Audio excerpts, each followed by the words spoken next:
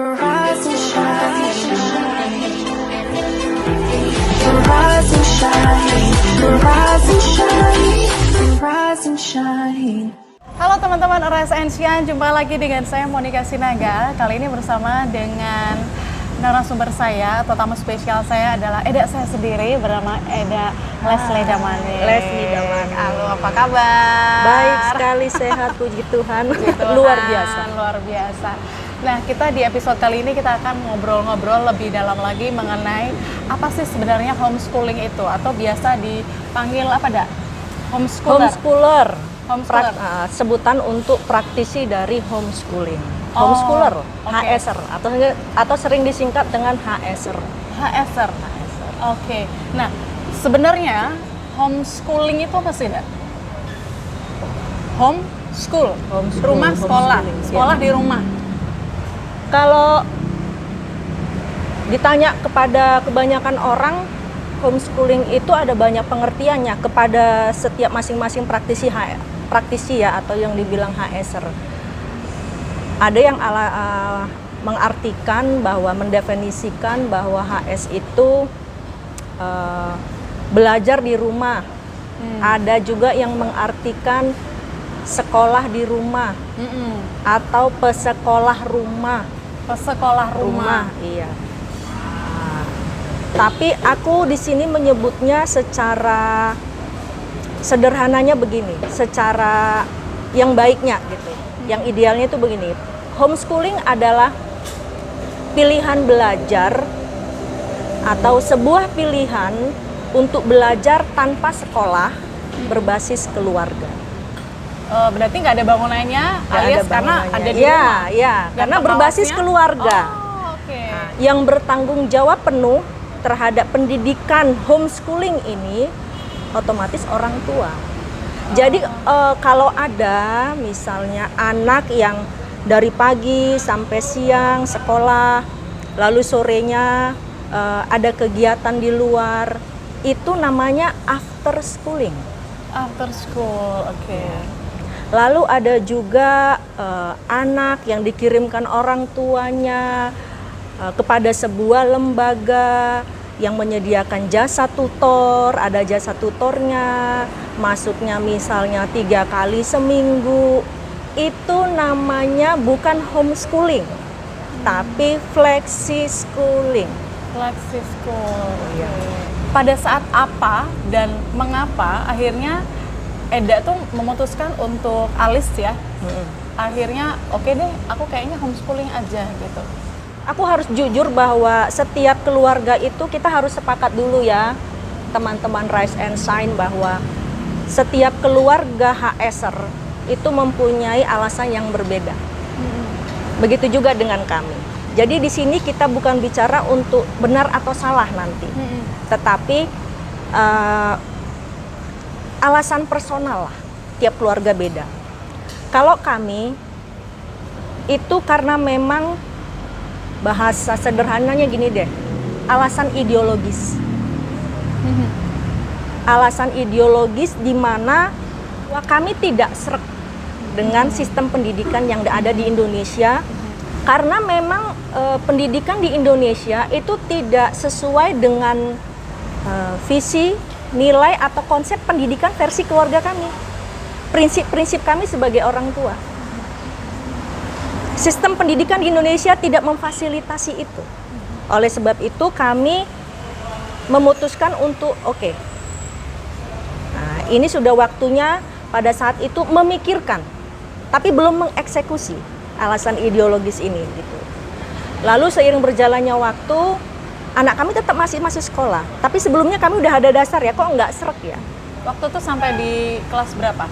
Sempat di sekolah Bahkan umum? ketika si Alis itu anakku mulai memasuki usia PAUD, aku sudah mulai berpikir,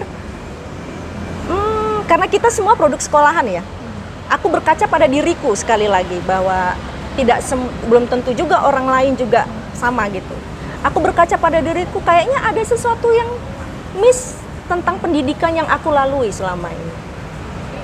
Menurut Eda itu di sebelah mana missnya? Parenting. Ada batas, Jelas itu ada peran batas. orang tua, iya kan? Ketika karena tujuannya apa?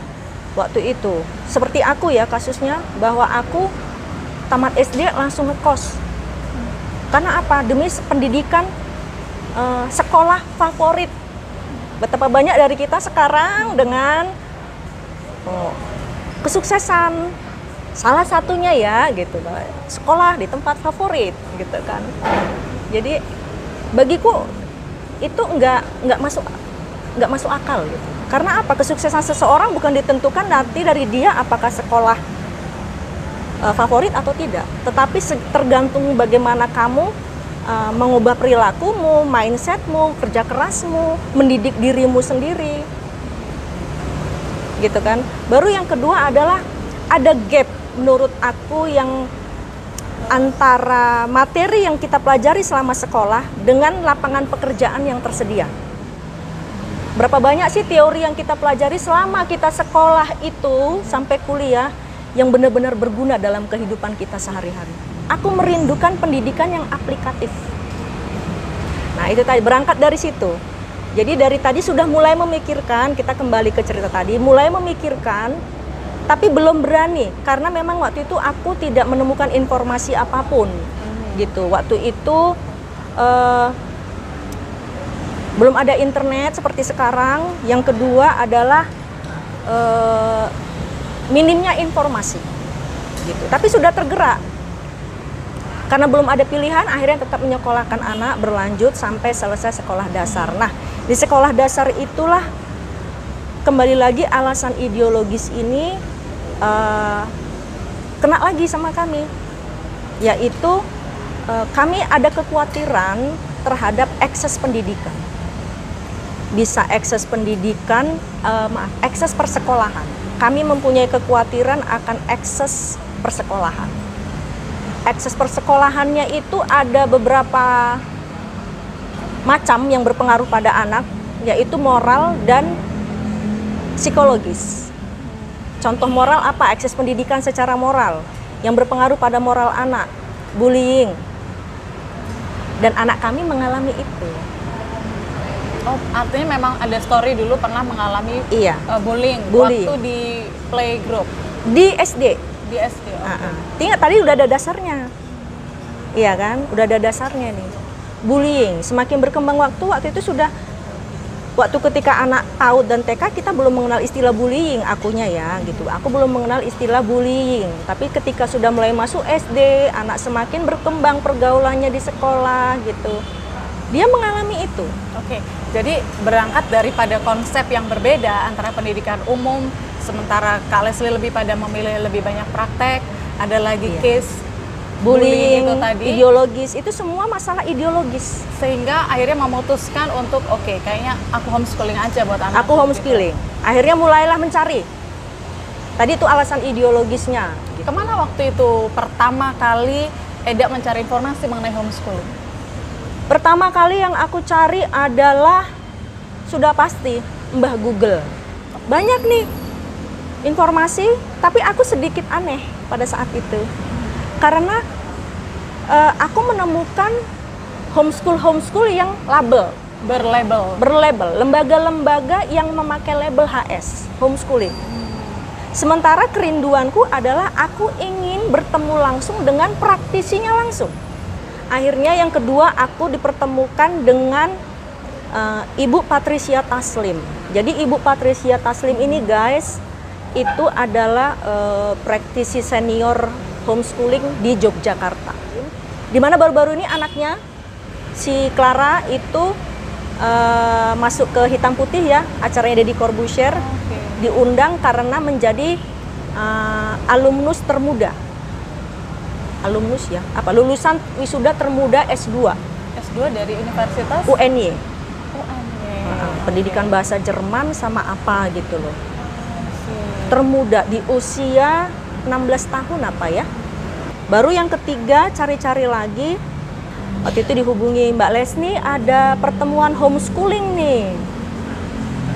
Kalau mau tertarik, sudah mantep belum nih, aku bilang belum mantep nih gitu. Gimana ya, masih gawang kan, masih galau ceritanya, belum nih. Oke, ketemu nih. ada acara namanya Mas Sabto Nugroho. Mas Sabto itu adalah Sama juga, praktisi HSR juga. homeschooler. Iya. Oke. HSR juga gitu. Jadi di Jogja ini pun pasti udah mengenal. Kalau katanya di Jalan Magelang ada rumah bambu, itu mereka. Gitu loh. Pasti sudah mengenal juga Sabta Nugraha, si Ella, si pendongeng itu guys. Mbak Ella itu gitu. Hai Ella gitu. Gue jadi promosi ya, Bu Patricia. Tapi memang aku bertemukan dengan orang-orang hebat begini. Dan dari beliaulah kemudian yang membuat Eda menjadi semakin mantap. Tidak, Belum mantap juga. belum pada mantep waktu itu. juga. Oke. Gitu. Karena ada lagi nih yang dimana belum puas apa? Terus aku kudu ngapain? Terus gimana masa depan anakku? Hello, bukan hanya kami orang tua HSR pernah ada di level itu. Semua kita orang tua punya kegalauan yang sama. Terus aku bisa nggak? Pertanyaan-pertanyaan itu menghantui gitu. Bisa nggak? Oke, waktu itu ketemu Sabto, gitu kan? Kita bertemu, kita di situ menyampaikan aspirasi kita, para orang tua yang tertarik menjadi homeschooling ataupun yang sudah menjadi homeschooling. Gitu. Lalu suatu hari Sabto bilang gini, kita nanti mau ada acara, itu nanti akan hadir Ellen Christie. Gitu.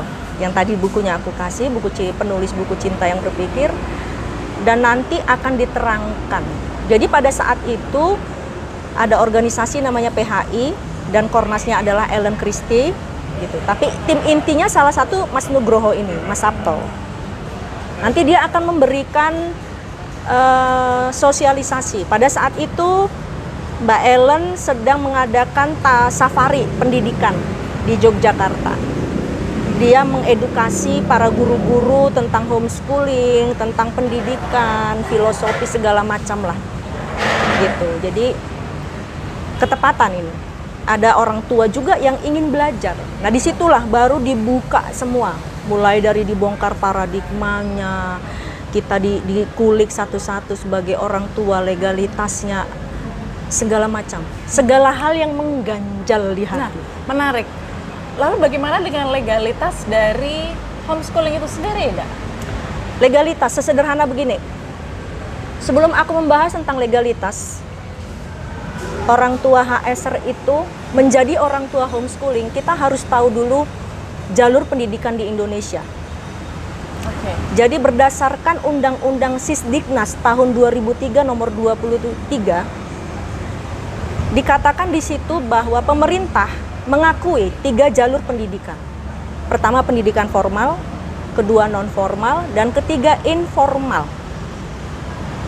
Informal, kalau formal udah jelas, ada gedung, seragam, kursi, guru, jam yang tertentu, kurikulum yang sudah pasti dari pemerintah, tidak bisa lagi diutak-atik.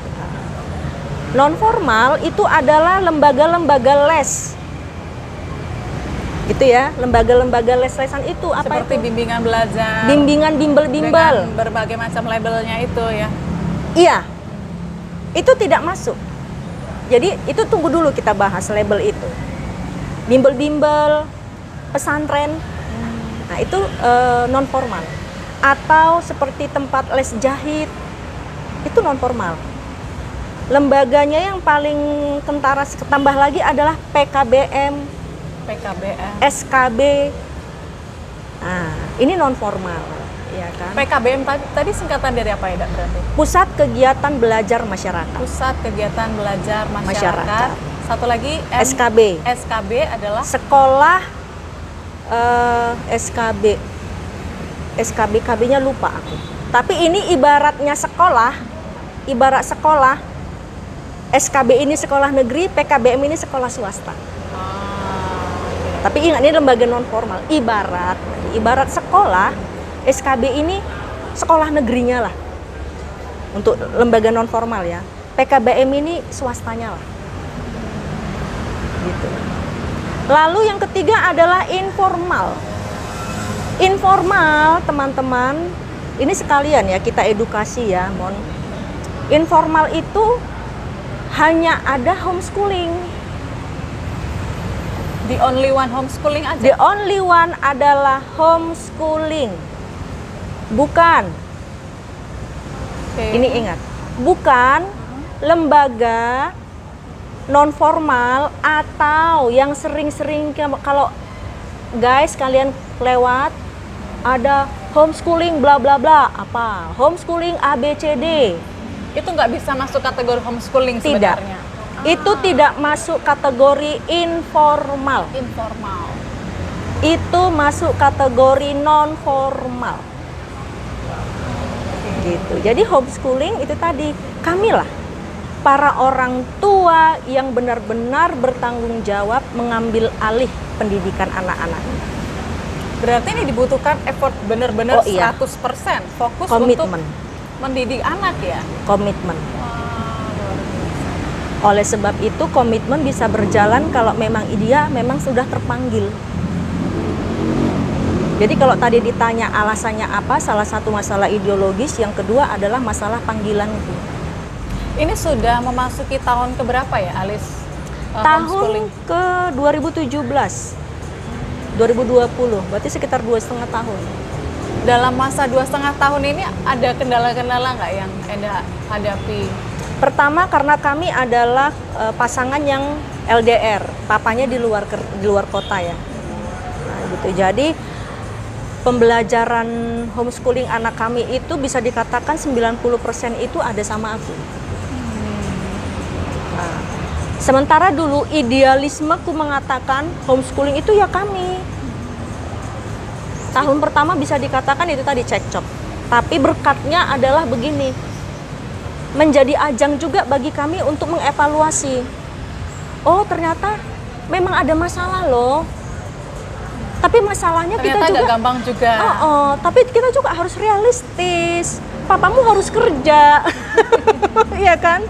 Harus Jadilah kerja. Enda menghandle semuanya. Iya, jadi harus ngomong dulu sama anak lagi. Ngomong lagi sama anak, bicara lagi. Ternyata kita juga orang tua perlu loh menurunkan ego, meminta maaf. Memang kita belum mampu menyediakan seidealis keluarga lain. Terus Eda mengatur jadwal Alis seperti apa? Mulai dari Senin sampai Sabtu deh. Jadwal berarti secara garis besar ya, dari bangun jam 5.30 sampai jam 7 biasa bangun tidur, kita olahraga, mandi. Jam 7 sampai 9 ini garis besar aja. Jam 7 sampai jam 9 itu biasanya persiapan sarapan. Dia punya course, anakku punya course. Gitu. Bisa ngepel, course-nya macam-macam.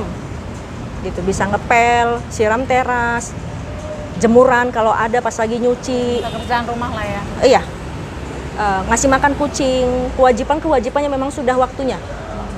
Karena itu menjadi bagian dari homeschooling kami. Every day is homeschooling. Oke. Gitu. Jadi bukan hanya ngomongin homeschooling, nggak hanya akademik. Jadi kamu juga punya course, kamu punya tanggung jawab. Kamu anak di rumah ini, kamu bagian dari keluarga ini. Kendalanya tadi ngomongin kendala, dia sempat punya mindset loh. Waktu di sekolah, aku dulu bangun tidur, langsung mandi, baju udah ada, tinggal makan. Kenapa sekarang aku harus menyiapkan sarapan? Buang sampah, nyiram teras, harus ngepel, ngasih makan kucing, angkat jemuran, ya kan, bereskan lemarimu. Dia mengakui ini dulu kayaknya nggak ada deh. Itu yang mami bilang, kamu harus sepakat ya, mindsetmu dirubah nih. Artinya termasuk untuk melatih dia mandiri Iya dong. juga ya. Iya. Terus pada saat kapan untuk jam mulai dia belajar mata pelajaran? Tadi itu jam 9 sampai jam 10:30 itu biasanya. Nah, ini dia punya kebebasan. Boleh pilih. Mau gitar dulu, mau belajar kurikulum dari Kurnas dulu, atau mau belajar pakai metode kami, metode Charlotte Mason. Bebas. Ini saya kasih kebebasan. Jadi, dia memutuskan jam 9 sampai jam 10.30 itu gitar dan drum. Latihan sendiri. Silakan, kamu materimu mau dari mana? Bisa dari coach. Aku hari ini mau belajar gitar dari coach. Aku hari ini misalnya Selasa mau belajar gitar dari YouTube. Atau seminggu ini deh, atau dalam sebulan ini dari YouTube dulu. Materiku ini, silakan. Yang kedua adalah masuk jam 11.30 sampai jam 1. Itu kurnas. Bagi homeschooling, bagi para HSer yang menginginkan, siapa tahu anaknya kelak memutuskan, oh aku pengen kuliah di perguruan tinggi di Indonesia ini, maka HSer itu wajib mengikuti ujian kesetaraan yang diselenggarakan oleh PKBM. Ini sudah diatur di Permendikbud. Itu mempunyai hak yang sama, diakui oleh seluruh universitas di Indonesia ini. Kecuali memang ada fakultas yang tidak menerima anak homeschooling, Seperti apa yaitu itu, Dak? Fakultas Kedokteran. Itu nanti proses untuk bisa dapat kurnas itu by apa? By email atau Eda langsung ambil? Sekarang ini sedang dikembangkan dengan cara daring dalam jaringan. Jadi dikirim soalnya melalui online. Oke. Gitu loh. Kira-kira ada nggak homeschooling yang anaknya nggak belajar kurnas? Ada. Ada. Kalau memang visi misinya pendidikan keluarga itu, orang tua memutuskan ini bahwa anakku kuliah di luar negeri, anaknya nggak usah ikut ujian kesetaraan. Kurnas. Jam 1 sampai jam tengah 2 kita break dulu, gitu kan. Materi dia bisa bebas, bisa dari ruang guru kami karena memang berlangganan bulan tahunan itu ya, ruang guru sama IXL, ada beberapa situs, kami situs berlangganan untuk memfasilitasi proses pembelajaran ELIS gitu loh. Terus jam tengah 2 kita mulai lagi pakai metode CM. Itu Pakai metode CM, iya, Charlotte Mason. Charlotte Mason. Jadi pakai metode CM ini aku memakai sistemnya itu short lesson. Jadi jangka pendek. Jadi waktunya hanya sebentar-sebentar aja. Karena bukan masalah lamanya waktu, tetapi seberapa jauh dia memahami. Selain daripada dia menjadi anak yang lebih berinisiatif, kemajuan apa yang sangat signifikan Eda lihat dari pertumbuhan Alis pada saat dia homeschooling ini? Kooperatif. Lebih kooperatif. Lebih kooperatif. Bisa diajak untuk mari kita duduk. Ketika terjadi perbedaan di antara aku dan dia gitu, kami dan orang tua versus anak, mari kita duduk. Lalu dengan apa yang Eda lakukan sampai per hari ini, apa yang menjadi harapan Eda terhadap Alis dan juga homeschooling itu sendiri? Kalau harapanku kepada anak tidak ada, lebih kepada harapanku sendiri. Karena ada beberapa hal yang sampai saat ini aku pengen anak berubah tapi aku belum bisa, cuy. Hey, kata Naomi Aldor, ya kan? Raising children, raising yourself. Jadi tetap harus kembali pada orang. Kembali kepada aku sih sepertinya. Seperti untuk lebih fleksibel, aku kayaknya belum sebagai orang tua. Dia ini anaknya super fleksibel banget, gitu kan? Kayaknya kita perlu belajar lagi deh, Elis. Aku mungkin perlu memahami, melihat sudut pandang dia dalam beberapa kasus. Aku harus merendahkan hatiku untuk melihat dari sudut pandang dia, bukan mempertahankan sudut pandangku, dan itu nggak mudah. Dan apa yang kemudian menjadi Eda yang berbeda pada saat Eda menjadi homeschooler beberapa tahun terakhir ini? Bukan berbeda sih, tapi aku menemukan diriku sendiri. Bukan berbeda ya, tapi Menjadi this is me. lebih sabar, lebih mau belajar lagi, kan harus mengulik kan ini kalau iya, homeschooling satu ini. menurunkan ego. Itu perkara besar banget ya. Banget. Ego di sini bukan untuk mengalahkan diriku, bukan untuk bukan, tetapi ego di sini untuk tidak terpengaruh lagi kepada omongan orang. Untuk membuktikan bahwa akulah yang paling benar. No, aku dulu begitu, sayang. Kalau sekarang enggak. Gitu. Jadi sudah bisa dengan menurunkan egoku ini, Lebih bijak sekarang ya, aku bisa lagi berpikir tentang yang lebih besar di luar dari diriku. Enggak lagi berpusat pada diriku. Dulu aku berpusat pada diriku. Sekarang enggak. Ada sesuatu yang besar di luar dari diri kita yang harus kita sumbangsihkan. Gitu loh. Itu yang paling menjadi pembeda dibandingkan yang dulu. Yang kedua, minimalism. yang dulunya aku sangat konsumtif, ini anak ini udah ngomongi keuangan loh. Apakah memang budgetnya menjadi lebih besar Tidak, dengan homeschooling, Dak? tidak. Tetapi ini mengenai pembelajaran gaya hidup. Kita ingin anak yang seperti apa? Kita nggak bisa modal ngomong, nggak berguna, gitu loh. Anak sangat menyerap atmosfer dari orang tua. Dan anakku yang paling diserap dari aku, mami hobi belanja. Bu, alasan semua ibu ya. Itu kayaknya mulai diserap anak saya juga. Setiap hari minta jajan. Iya. Oke. Gitu. Karena masih kecil, iya kan bisa ngomong. Belum ada perlawanan, tapi dia menyerap. Ini masalahnya udah ada perlawanan, bos. Gitu. Cari lagi, akhirnya belajar menjadi minimalism dan aku baru menemukan, hey, sebetulnya ini kamu loh. Tanpa kau sadari kau masih mengikuti beberapa hal dalam hidupmu, kau mengikuti hukum kebanyakan orang. Bahwa harus mengikuti tren, segala sesuatunya harus ikut tren. Akhirnya kamu kehilangan arahmu. Tadi minimalism. Aku menemukannya setelah homeschooling. Aku nggak bisa membayangkan kalau ketika anakku tetap memutuskan anakku sekolah, mungkin aku nggak seberani sekarang. Termasuk memutuskan dari hubungan bersama orang-orang yang toksik. Nah, ini yang mungkin paling ditunggu sama teman-teman RSNCian. Apa yang wajib untuk pertama kali diketahui oleh para orang tua yang berencana ingin homeschooling untuk anak-anak mereka? Bagus banget. Pertama kali yang harus dibongkar adalah paradigma pendidikannya. Apakah sekolah adalah pendidikan? Saya memang jawabannya ya. Sekolah adalah pendidikan. Paradigma kedua, apakah sekolah adalah satu-satunya pendidikan? Menurut saya enggak.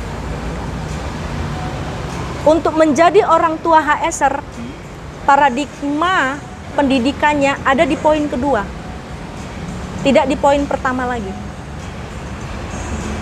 Kalau paradigma orang tuanya masih ada di poin yang pertama, tapi ngaku-ngaku sebagai HS, itulah yang terjadi itu tadi. Orang tua ngambil dari sekolah, masukkan ke lembaga non formal yang ada label homeschooling. Pada dasarnya paradigma orang tuanya masih di poin pertama, menganggap bahwa sekolah adalah pendidikan. Salah ya, nggak salah. Cuma merugikan para HSer seperti kami.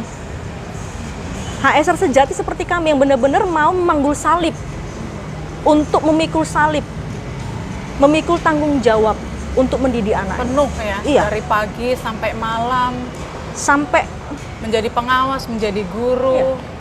guru BP sekaligus. iya, Luar biasa. sekaligus menjadi pembelajaran bagi kita. Kita juga harus belajar, Mengupgrade juga dari sisi orang tuanya. merefleksikan. Gak enak loh kita dikebiri anak.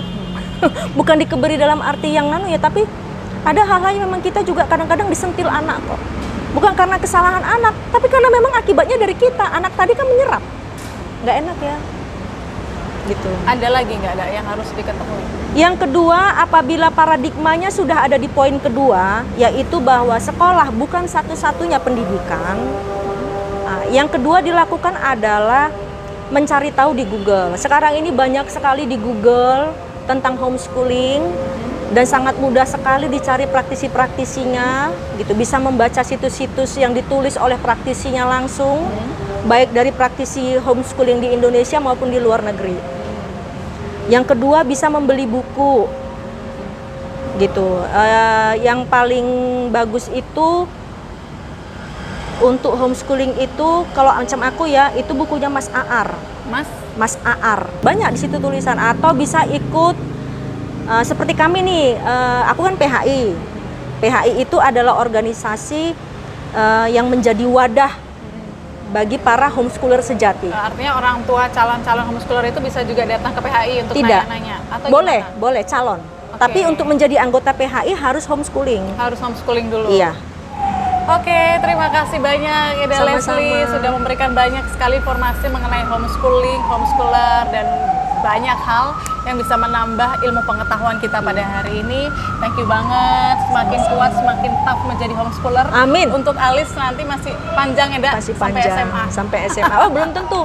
Karena nanti juga tamat SMP dia akan kami di keluarga kami itu dia bisa memilih itu kembali dia mau sekolah apa di usia 15 tahun. Oke, akan dikembalikan lagi pada Alis Iya. nanti akan. Wow. Silakan. Dan itu kami prediksikan nanti tamat SMP.